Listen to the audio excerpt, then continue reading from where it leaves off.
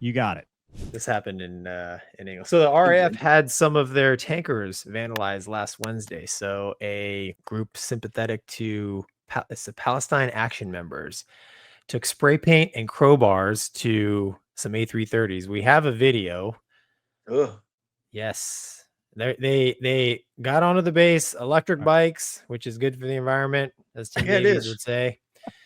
And they took I'm sure there's no CFC in that can of spray paint, but environmentally safe paint. Correct. They are thoroughly lubricating the inside of that engine with looks like red paint. Yes. Now we have the sound. And so are they protesting? Is this the oil people protesting? No. So, the theory is, hey, maybe some of these tankers helped with the strike. Yeah, this they're group Palestinian. this group's sympathetic to they're called the he's got a cape. They're called the Palestine Action members. This happened at RAF Norton. Okay, no, music that's probably not good. Yeah, we don't need the music, yeah. But yes, they did a bunch of damage to a couple of the tankers, man. These are A330, so these are big twin engine jets, and I mean, I'm a little surprised they were able to get to the airplanes like they were without any kind of security forces latching onto them, rolling them up. But it's more than just, and there's some daytime photos too. They show the just red paint all over the outside of it. I don't think it's in this article, the external pictures, Doug. But yeah, they couple cans of paint. But these airplanes, man, they're gonna have to. I mean, they did hundreds of thousands of dollars worth of damage because I mean those engines got to come apart. Whatever they took care of with the crowbars. What surprises me the most is them actually getting on RAF base like this and doing that kind of damage to these airplanes, because these are very valuable assets to the RAF. Big wing tanker, because like Mover says, right? We need the tankers to make the fighters to get the fighters to where they need to go. So to me, in my mind, it's a pretty big deal. It's more than just about taking putting some graffiti on the side of a tanker and smacking it with a crowbar. But what do you think, Skid? What's your take on this?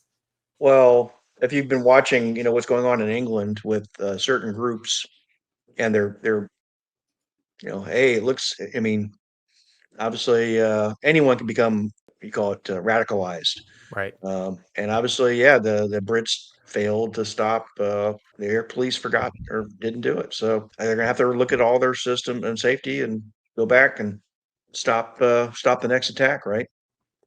Yeah, Mover, what do you think, man? Are you surprised about the security level here at the? So I'm.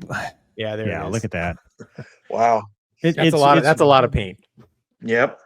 It's one of those things where it's like, okay, well, if they had been caught, usually when you talk protection levels and red lines, that's lethal force. Yeah, that's a lethal force authorized situation. And even backing up, let's say your security forces, which none of us are, we're not, that's not our job, but we have interacted with them a lot. Even being the person flying the jet, I've been interacted with by security forces demanding my papers when I just got out of the jet that I flew there. Same. And my question is, number one, how do you have the security breakdown? But number two, it's paint and it's thousands of dollars in damage. But what if it's not paint?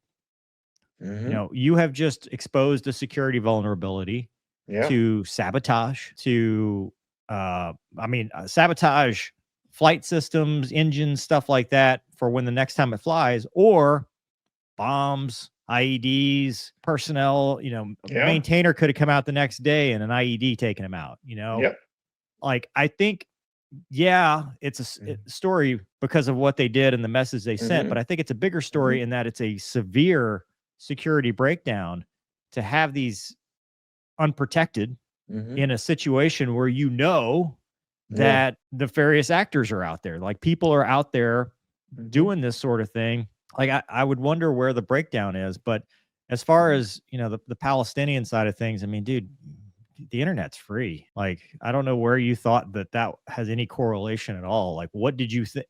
What did you accomplish? I hope that they track them down and prosecute them to the max extent of what their laws allow, but will they? I don't know. Yeah, I don't think they've caught him yet. Yeah, I mean, which is crazy. Like, we're watching this from their video. Like, they videoed themselves committing a crime. We're not watching like security footage where the RAF is like, oh, look what these guys try to do.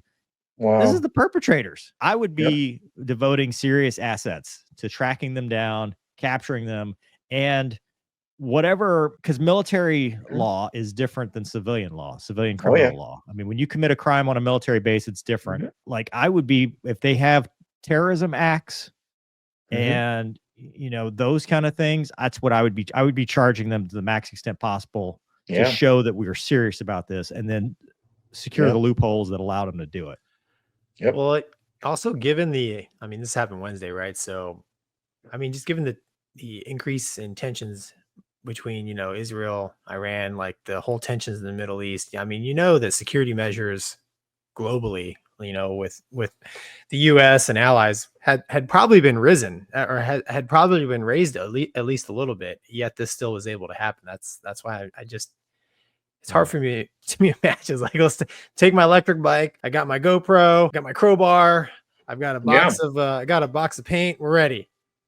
You know that the cyber folks, like the high speed, low drag types, could track this down pretty fast. Hopefully, like there's ways to find out who uploaded it, when, how, who did this, and stuff like that. It'll be interesting to see if they do anything about it. Okay, because I mean, dude, what if they sabotaged it and, you know, took out the whole tanker while it's airborne, or the tanker, or the fighters that it's refueling? You know, I mean, geez, they're lucky that's all it was. Yeah, it's definitely a breach in security.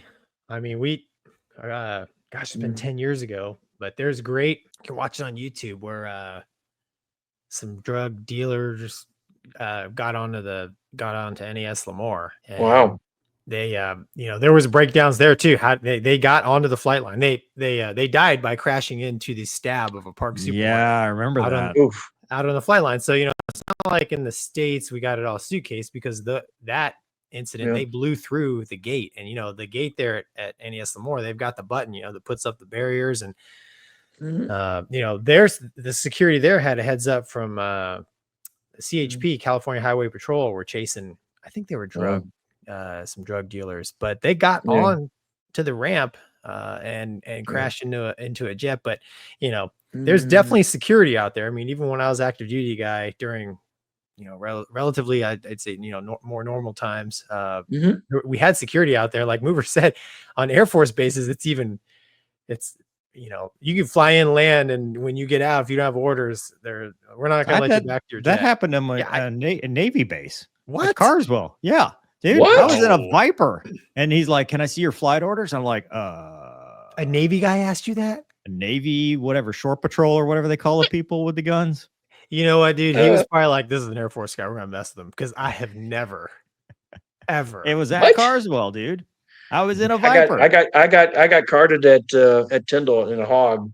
I came up to base out, you know, taxied in, 2 hogs, camp you up. Here's a young airman at the bottom, like, come down the ladder. Sir, I need to see your flight orders. I go, what? Yeah, what is that? I had them. Thank God I had them. Here you go. I got to make a copy, sir. Okay. Yeah. Well. Yeah, doing their job. Yeah.